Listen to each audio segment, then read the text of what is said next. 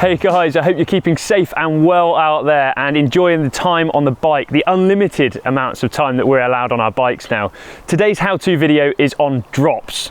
Now, like all parts of mountain biking, there are thousands of things to remember, but today we're going to keep it nice and simple and give you 3 golden rules to make your drops get bigger, better and sooner and faster.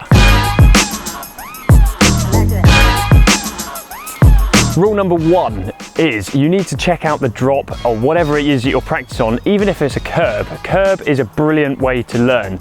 Rolling off, trying to get both wheels to touch down at the same time. But it's very important for rule number 1 that you check what you're doing before you go and do it. Rule number 2 is positioning on the bike. You really want to think about where you want to be in relation to where you're going. Obviously, you don't want to be over the front of the bike, and I'd probably say you don't want to be central. You want to try and pull your weight towards the back of the bike whilst extending out, almost in a bum out position. The reason for this is it's the safety position.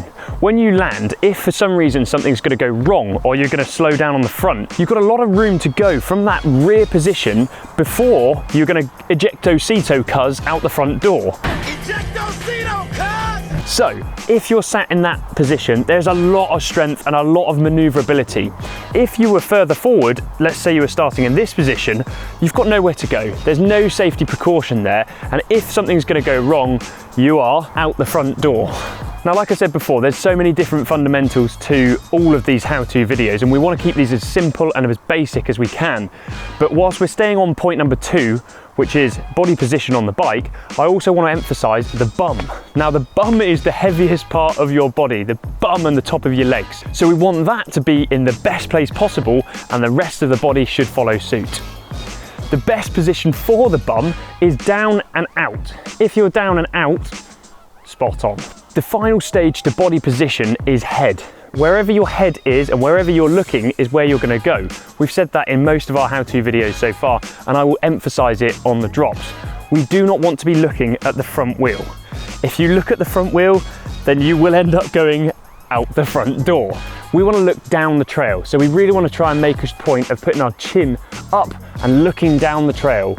We don't want to be in this position, we do want to be in this position looking up. So to summarise point number 2, we've got our bum out, we've got our arms out, and we're looking forward. Rule number 3 is bike setup. Is your bike set up for that drop?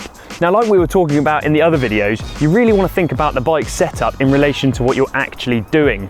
Having an all-round setup is great, but maybe when we're practicing something, we want to tweak our bike ready to attack what we're doing until we've got really good at it. To do this, I would set up the suspension and the tyre pressure. These are the 2 fundamental things that are going to affect how you drop and what happens after you've landed. If you've not got enough rebound damping in your fork and your shock, then there's going to be like a pogo effect. So when you land, it's going to fire you out. And again, you're going to go out the front door or maybe even the back door. The bike's going to be very, very jittery upon landing. So we want to increase rebound damping. And what that means is it's going to slow down the phase of the shock. If you imagine the top of the shock's here, if it's down here, we've just landed, it's going to slow that process down to the recovery stage of where it first began. And it's exactly the same principle for the rear. Tyre pressure. Now, if you've been running some really wet downhill trails, you've probably got really soft tyre setup for that, which is perfect.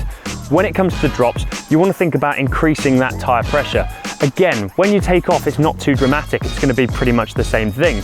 Your rolling resistance might be a bit lower and you might be going a bit slower than you would if you increased it, but the real problem is going to begin when you land. Same as suspension. If your tyres are too low upon impact on the ground, it's going to give it a good tyre roll, which could go either way if your balance was not central, and it's just going to cause all sorts of problems. So I'd urge you to increase the tyre pressure to practice on drops and quickly change it back before you go and ride some wet downhill trails. Thanks for watching, guys. If you've got any questions, pop them in the comments below and we'll get back to you as soon as we can. See you next time.